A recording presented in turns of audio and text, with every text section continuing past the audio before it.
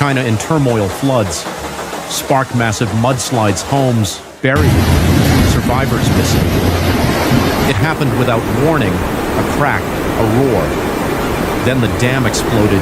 Tons of water surged forward like a beast unchained, ripping through concrete, swallowing the valley below. One moment, calm skies.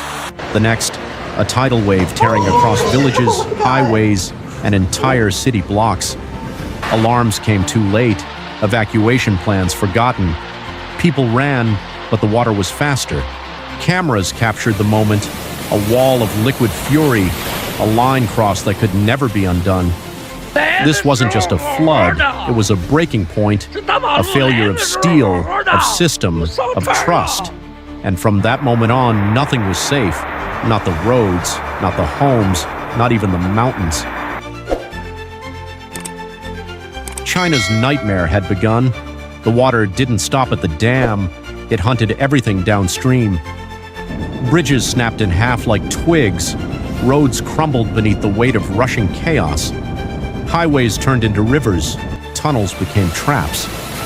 One structure failed, then another, and another. The collapse spread like fire across concrete. Trucks hung off broken overpasses, buses floated through intersections, entire blocks vanished beneath boiling currents.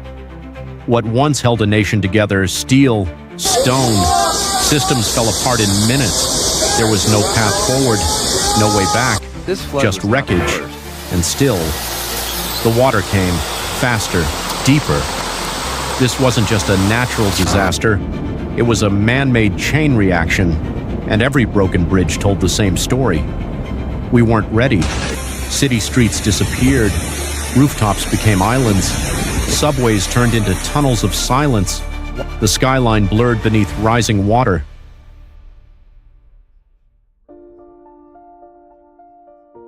In Chongqing, entire districts were swallowed. In Sichuan, villages vanished overnight.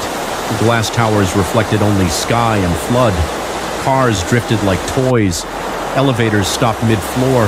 Storefronts cracked. Neon signs flickered and then went dark. Families climbed to balconies, waving towels, screaming names. But the flood didn't listen. It moved through banks, schools, markets, temples. Every place once full of life drowned. Power failed, water lines broke, and beneath the surface, silence grew. This wasn't rain anymore. It was submersion, not a storm passing by, but a city erased. And when the cameras panned across the horizon, there was only one word left: gone.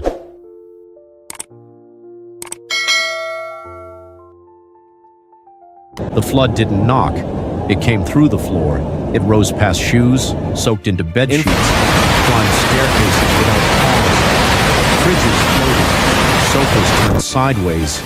Family photos peeled off walls and vanished beneath the surface. Bedrooms became lakes.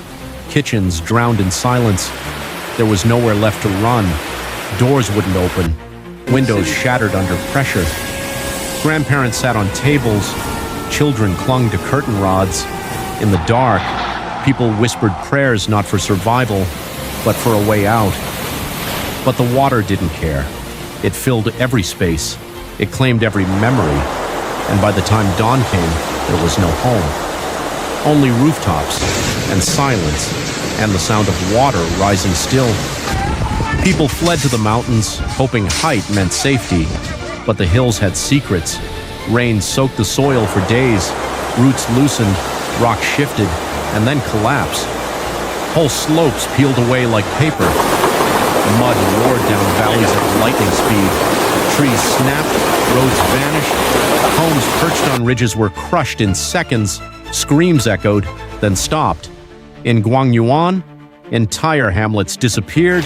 Helicopters hovered, but saw only brown scars in green forests. Survivors dug with bare hands, calling out names, but the earth had already taken them. The highlands, once a place of refuge, had betrayed them, and under every landslide, another family was buried, another story ended, and the sky kept raining. Please. Then came the silence. No signal, No power, Factories no weren't news. spared either. Phones stopped buzzing. Radios fell quiet. Cities went dark. The hum of life gone. People lit candles, stared at black screens, waited for something, anything. But the grid had collapsed. Substations were underwater. Towers bent and snapped. Emergency lines rang into nothing. Families couldn't reach each other. Villages were cut off, invisible, no texts, no maps, no way to call for help. Rescue teams had no coordinates. Survivors had no voice. The silence wasn't peace, it was fear. A fear that no one was coming, that no one even knew. And under that silence, the water still moved, unseen, unheard, unstoppable. They came with ropes, boats, helicopters, and hope. Rescuers waded through chest-deep water, pulling children from rooftops. Elderly carried out in plastic bins, babies wrapped in soaked blankets. Volunteers formed chains, guiding strangers through raging currents. One wrong step meant being swept away, but they kept going. Through shattered glass, past fallen trees, into pitch-black homes. Some worked for hours, saving dozens, others just one. But each life pulled from the flood was a victory. Sirens howled above, flares lit the sky. Yet for every person rescued, more remained trapped, crying out from balconies, tapping on metal, whispering in the dark.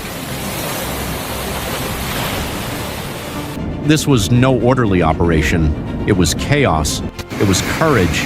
It was desperate. But it was all they had. The flood didn't just destroy, it revealed. Cracks that had been ignored, dams poorly maintained, bridges built on sand, warnings overlooked, budgets slashed, promises made never kept. Cities that looked strong collapsed in hours, drainage systems choked with years of neglect, flood maps outdated, evacuation drills forgotten. This wasn't only a natural disaster, it was a man-made one. The water tested everything, and everything failed. Officials blamed the rain, but people remembered the meetings, the delays, the shortcuts. Now, as concrete crumbles and steel bends, the truth is clear. This wasn't nature's revenge, it was our neglect. And the price has been paid in homes, in lives, in silence. And still, the rain hasn't stopped.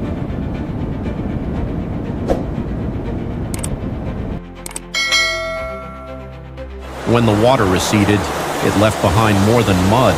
It left silence, loss, and the heavy question of what comes next.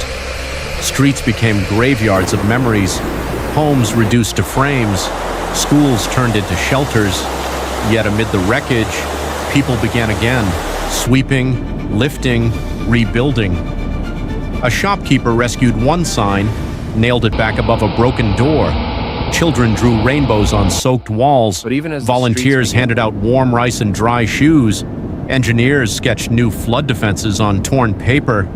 It wasn't hope yet, but it was effort. It was movement from ruin. Something stirred. Not just survival, but a vow. That next time, things must be stronger, safer, smarter, because starting over isn't a choice, it's a promise. This flood was a warning, a brutal reminder. Nature doesn't wait. It doesn't forgive mistakes, or delays, or denial. We saw what happens when warnings are ignored, when maintenance is skipped, when risk is buried under paperwork. The question now isn't what we lost. We know that. It's what we do next. Will we learn? Will we invest before the rain falls, before the river rises? Will we teach, prepare, plan for real? Or will we wait again until the next dam breaks, until the next siren is too late, until the next city sinks? The flood has passed, but the future is still rising, and the next move is ours. Will we be ready, or will we watch it drown us again?